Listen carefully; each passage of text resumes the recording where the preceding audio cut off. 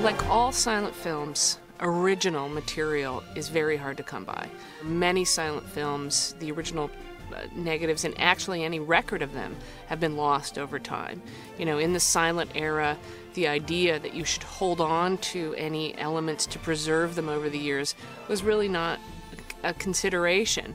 The concept was you get into the theater, people see it, and then it's done its work. The source for almost everything that exists on Wings appears to be a single nitrate print that was duped in the 1950s. And there's still a bit of mystery about where that print came from and where it went. Finding a workable element was actually a little bit of a task because while there are several elements kicking around, most of them are in pretty challenged condition.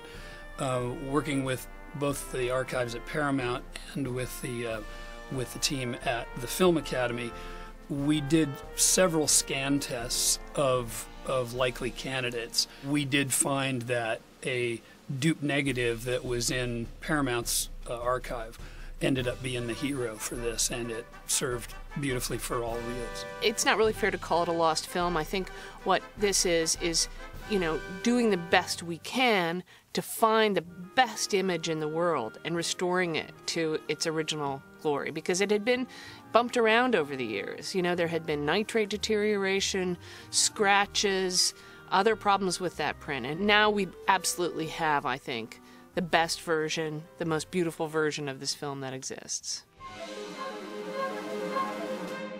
At least half of the movie was plagued with wall-to-wall multiple vertical scratches that ran through entire reels. You'll see in some of the before sequences that look like it's raining in the sky, you know, because of just the scratches, the hairline scratches that are going all the way through. What we have in our working version now is a flickering, unstable, scratched, visually mutilated with wear and cinch marks throughout most of the reel, and it was a very, very large undertaking to get it cleaned up.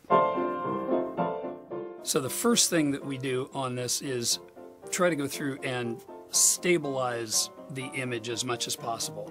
And a lot of the instability is caused by not only shrinking and warping perfs and frames, but just the printed-in instability from the opticals of the day. When we have damage on one frame, the classic trick is to try to steal some pixels, if you will, from the surrounding frames that look a great deal like that. And then deflicker is another big part of that step, because not only from age and density variations, but again from printing processes that were less than perfect. It'll never be like day one in 1927 seeing this release, but it cleaned up a great deal.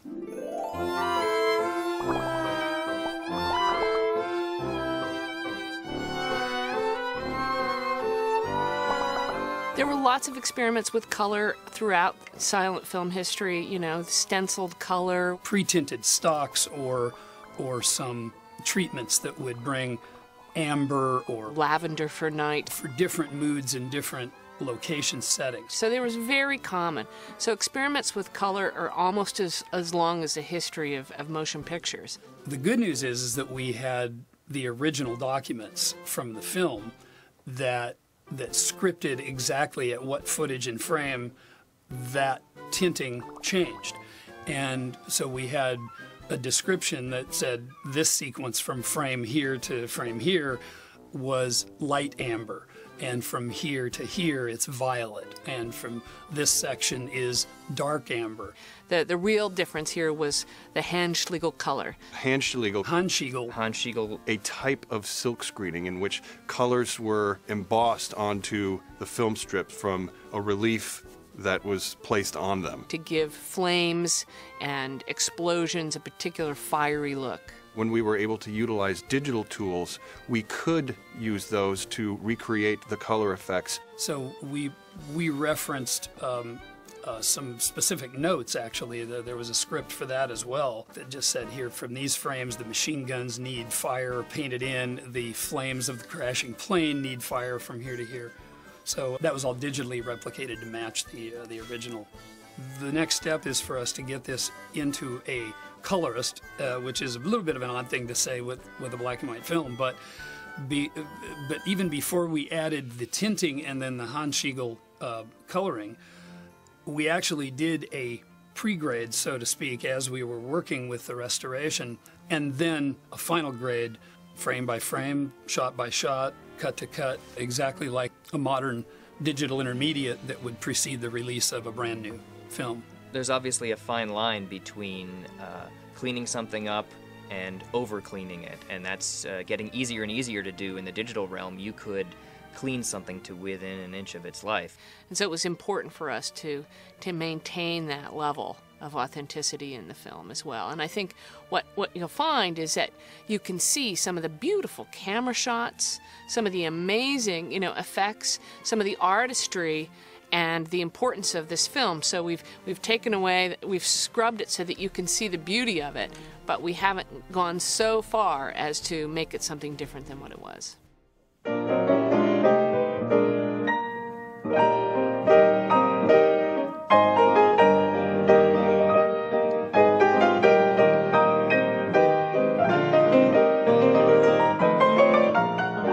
Restoring the original soundtrack seemed to make so much sense to us. We had the original track, so we had the paper score, so we could do that. I got the full score from the Library of Congress. Very rare. It may be the only copy left on Earth. What we had was a conductor score reduction that was anywhere between 2 and 4 staves. So what I had to do, I had to first of all bring the depth back into the score, meaning I had to decide which instrument plays where, at what time. There's a few really fun scenes where we have a cabaret scene where we really try to play that part really up, and also when we have the battles we try to make them big and scary and, at times really dark. There's some really sad and dark scenes in the movie. They also use a flying theme, which in this instance, because he didn't have enough time, is actually a cue from Mendelssohn from Midsummer Night's Dream, which we always hear when they take to the clouds.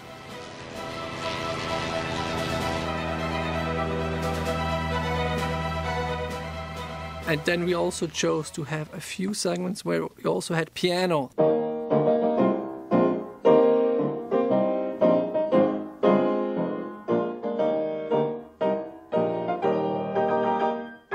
Well, for the restoration, I play the piano. And there were several scenes, it was really interesting, where the score does not match the movie. The movie went through a variety of versions. It originally was 14 reels, and Semechnik's score was for the 14-reel version. But when it was finally released, it was cut down to 13 reels. So he had to revise the score, which he did. But they continued to recut Wings. Sometimes the music is too short, they added scenes. Sometimes the music is too long, they cut scenes.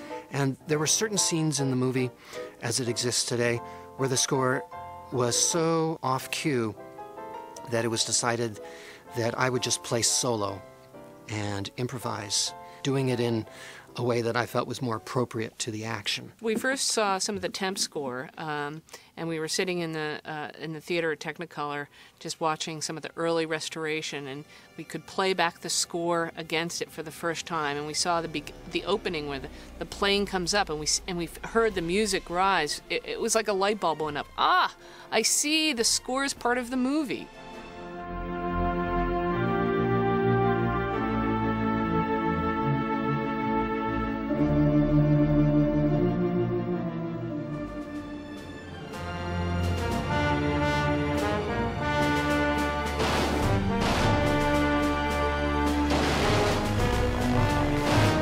I felt it was very important from the beginning in reconstructing the sound effects for the film to not violate the integrity of the movie. In other words, we know from the historic record that sound effects were always part of the program.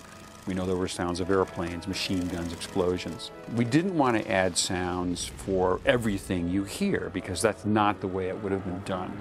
That you don't want to cross between a silent film presented in its appropriate style and a completely modern day movie in which there would be probably too many sounds, and there'd be so many sounds you couldn't sort it all out. There's actually just two of us on the show, Ace, sound editor Dustin Kaywood, and myself, and we've divided the film in half.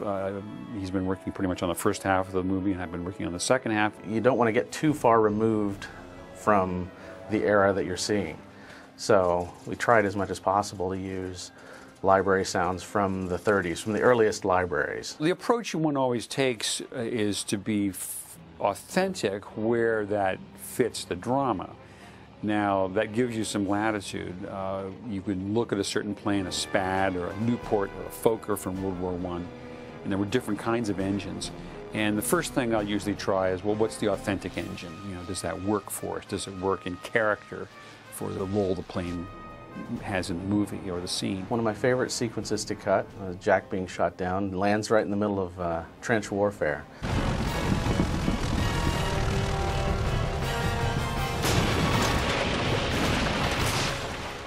You want to use the sound effects as music.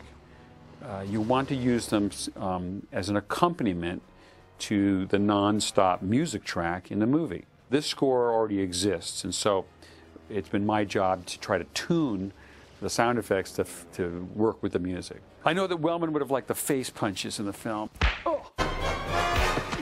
Because that was the sound that he was familiar with, as he was with the airplane engines themselves. Working on Wings has been a labor of love for me.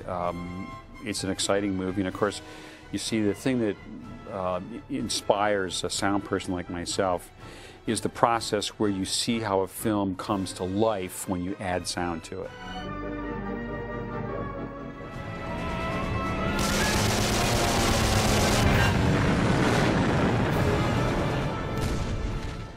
Film preservation remains an extremely important, crucial activity. Is people actually seeing it and experiencing it. You spend your time finding the pieces and trying to rebuild that Tyrannosaurus Rex in the lobby of the museum. We're preserving our cultural heritage. We're preserving our cultural memory. Aviation in movies and flight in movies. You're able to get immersed in the film now, and that's kind of what it's all about. There continues to be this thought that the digital transition is also solving film preservation. It's not. I think it's going to be extremely important to continue to preserve film on film for as many years as we can, and to be able to show the first century of films on film the way that audiences did. I have never seen Wings look as beautiful and sound as beautiful. Amazing. It's an amazing piece of work. The music, the sound effects. I kept thinking, you know, God, I wish my dad was here to see this. He would love it. Probably would say, God damn it, that's the way I wanted that picture.